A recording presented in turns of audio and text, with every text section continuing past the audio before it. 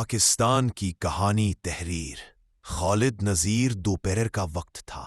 سورج سر پر تھا اور سڑک پر چلنے والے لوگ جلدی جلدی اپنے اپنے کاموں میں مصروف تھے۔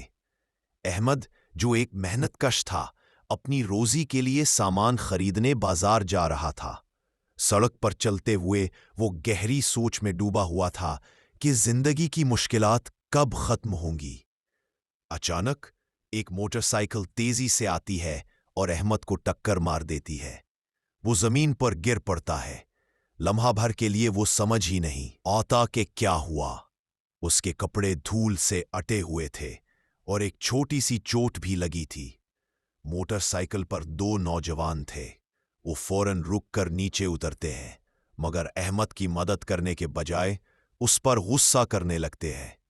آنکھیں بند کر کے چلتا ہے، دیکھ کر نہیں چل سکتا، ایک نوجوان چیختے ہوئے کہتا ہے۔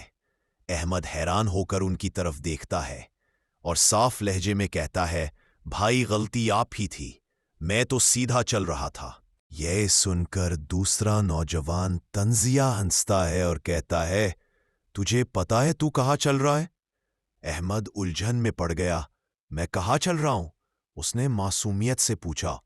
پہلا نوجوان اپنی مسکراہٹ دبائے بغیر جواب دیتا ہے، تو پاکستان میں چل رہا ہے بھائی۔